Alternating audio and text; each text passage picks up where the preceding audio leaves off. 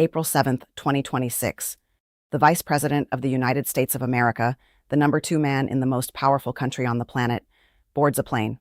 There is a war with Iran raging, gas prices are rising, Congress cannot agree on a budget, and he flies to Budapest, a country with a population smaller than many major cities. Why? Your TV will tell you, a visit to strengthen allied relations. A beautiful phrase, and a completely empty one. Today we are going to cut through the noise and show you what is actually happening, and we will explain exactly why the outcome of Hungary's election on April 12th will directly hit your wallet, no matter where on earth you live. Let's start with the mechanics, because the old rules of geopolitics just broke. Since returning to power, the Trump administration has broken with the traditional restraint that past U.S. administrations showed regarding foreign elections. Instead, it now strongly and openly shows support for leaders it sees as compatible with its ideology and diplomatic priorities. That is not diplomacy. That is a new operating system for global power. U.S. Vice President JD Vance said from Hungary's capital on Tuesday that he was here to help Hungarian Prime Minister Viktor Orbán's re-election bid, the clearest sign yet that President Donald Trump's administration is going all in for an Orbán victory when Hungarians go to the polls on Sunday. And here's the fact that mainstream media glosses over in 2 sentences. Orbán is running for his 5th straight term as prime minister. He and his nationalist populist Fidesz party are facing their toughest race in 2 decades against a center-right challenger, the TISA party led by Péter Magyar, that could bring an end to Orbán's 16 years in power. 16 years. The man has been in power longer than most world leaders alive today. Orbán has spent 16 years forging a state apparatus, courts, media, election administration, loyal to his party. He has never lost under the system he built. And yet, he is losing in the polls right now. And the second most powerful man in Washington flew in personally to stop that from happening. But here is where it gets truly extraordinary.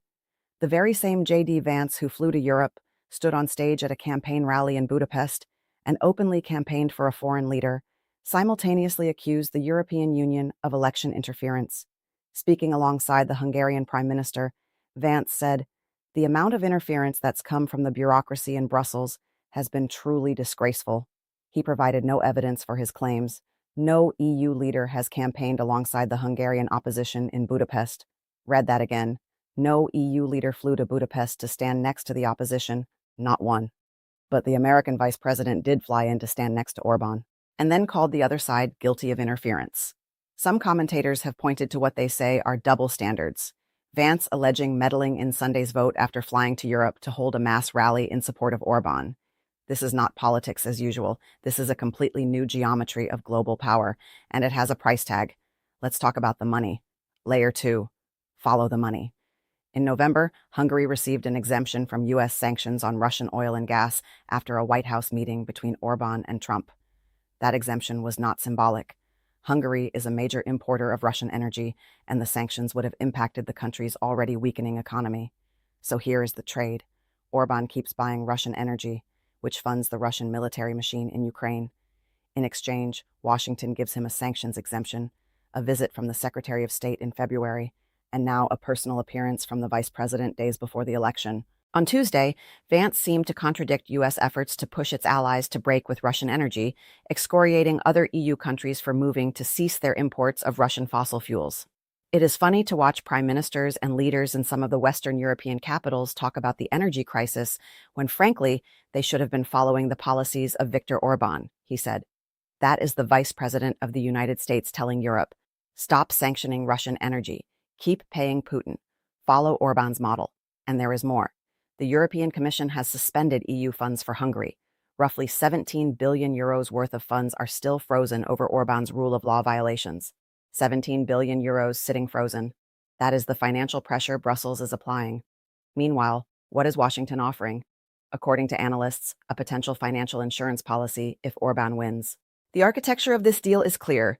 Block EU unity, block Ukraine aid, maintain the Russia energy pipeline, and receive political and financial backing from Washington in return.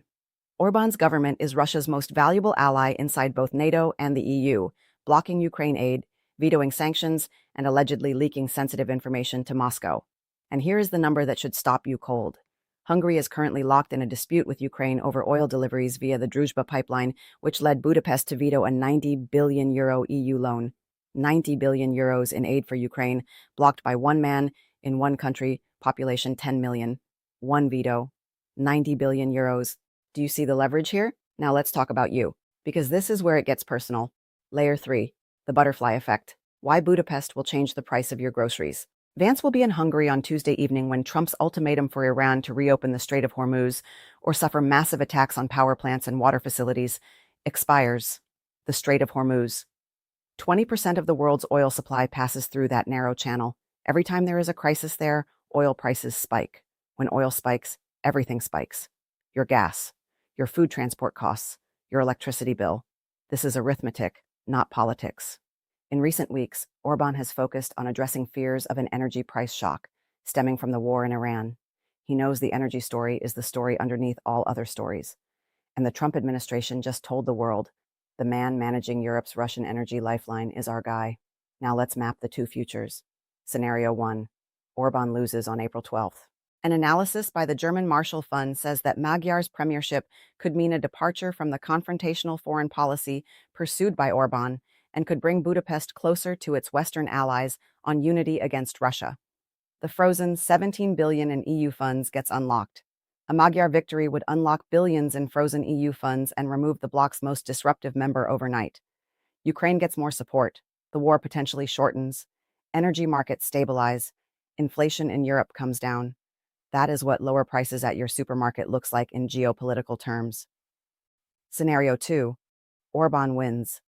Hungary's April 12th election is exposing a rare geopolitical convergence.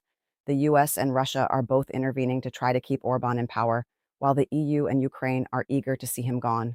The war drags on. Russian gas money keeps flowing. European energy stays expensive. And inflation does not come down. It stays embedded in your cost of living for another year, maybe more.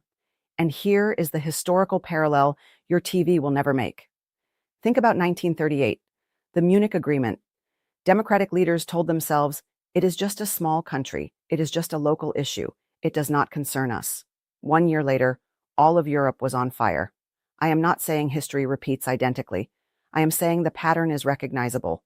A strongman with authoritarian tendencies, protected by a powerful external actor, while international institutions are dismissed as irrelevant bureaucrats. The mathematics of that pattern is not new. Into this maelstrom walks the Vice President of the United States, staking MAGA's global credibility on the survival of Europe's most controversial strongman. Here is what the TV headlines will not tell you. They will say, Vance visits Hungary, praises Orbán, criticizes EU. 5 words. Dismissed. Forgotten by tomorrow. What they will not say is this. We are watching the construction of a new geopolitical bloc in real time. Washington and Moscow, with fundamentally different stated values, are operationally aligned on one concrete goal: keeping one man in power in one small country because that one man is the cork in the bottle of European unity. Trump's national security strategy openly calls for cultivating resistance in Europe by empowering nationalist forces like Orbán's. That is not a conspiracy theory. That is a published strategy document. So let me leave you with one question, not a rhetorical one, a real one. If Orbán loses on April 12th, and right now the polls say he probably will, what happens next? Orbán and his allies have already ramped up claims of foreign meddling, and Western officials warn that Russian operatives are positioned to cast doubt on the integrity of the vote if he loses. Any attempt to cling to power would plunge an EU member into crisis and force a response from Brussels and Washington. So here is your question for the comments. I want you to think about this and answer honestly. If Orbán loses and refuses to accept the result, will Vance call those elections stolen? And if he does, what does that mean for every election in every democracy going forward? Because whoever controls the narrative of what counts as a legitimate election controls everything. Write your answer below. This is not a talk show debate. The answer to that question will determine the price of energy, the duration of wars, and the stability of the system that every one of us lives inside. Sunday, April 12th. Watch Budapest. It matters more than your newsfeed is telling you.